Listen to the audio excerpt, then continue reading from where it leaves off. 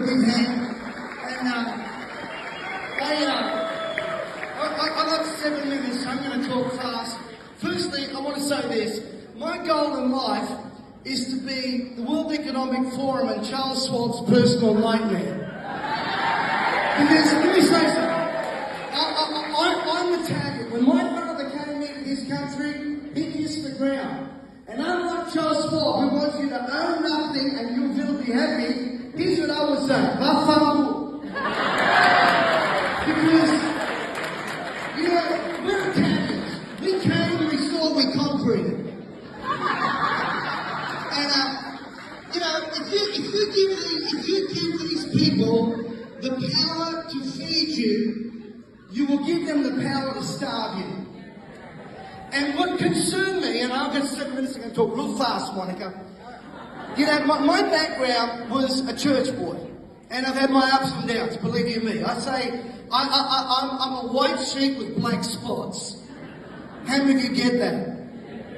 And you know, what amazed me during this time of, what I call the Antichrist spirit, is the silence of the church. And I'm going to say something that's going to offend some of my Christian people. Because I don't know, I'm from Bankstown and I don't know how else to say it. It really pissed me off. People say to me when they look at me on my rants, "Oh, Pat, you seem angry." How can you not be angry when they're trying to microchip your children? How can you not be angry when you see people losing jobs? And how can you be silent? When I came out against Scott Morrison, they said, "Oh, Pat, you know, you're not very Christian-like because you're speaking against the Prime Minister." I said, "You ought to read your Bible because Jesus called Herod a fox." Yes. And the problem is, folks, we cannot afford to be silent. And you've got a voice. Come on, say, "I've got a voice." I want to tell you a story. This little boy and I grew up with 2 alcoholic parents. At the age of 6, his dad would make him wait outside bars and say, "Son, I want you to wait there 5 minutes, I'm going to have a beer." Ladies and gentlemen, it was never 5 minutes and it was never 1 beer. The little boy went outside the pub and the father would say to him, "If you move from where I put you, I'll flog you within an inch of your life." He went outside the pub and he wet himself and dirtied himself and his drunken father didn't even notice. One morning the father got up to go to work and when he put his trousers on, he noticed money missing out of his pocket. He wrongfully assumed the little boy stole it. So he dragged him out in the middle of the winter, hosed him down in the freezing cold, took a piece of nylon rubber and began to beat on him, saying, "Don't you ever steal from me." The little boy's going, "Daddy, I'd never steal from you. Stop lying to me." Lights go on all over the neighborhood. People turn their lights on, but why should they get involved? It's not their kid, right? The mother hears the little boy scream. She runs outside to rescue him. He did not hear his mother. He did not see his mother. He smelt his mother. That's how bad her hygiene was. The father leaned back, beat her so badly her blood was pouring from her face. He said, "You ever touch my money, I will cut you open like I did your mother. Do you understand me?" The little boy would go to school and they say, "You done your homework, son?" He go, "No, I forgot." Ladies and gentlemen, he never forgot. He remembered every day. When you're trying to survive, you don't think of maths and science and English. You think, how the hell am I going to get out of here alive? And he tries so hard to write in his notebook and behave himself. And one day, the teacher noticed him trying so hard, she sent him to the principal's office to get a gold star. He was so amped. You see, this teacher understood something that I know, Monica knows, Malcolm knows, Gerard knows. You're motivated by recognition and reward. You are not motivated by punishment, harassment, and imprisonment. It doesn't work.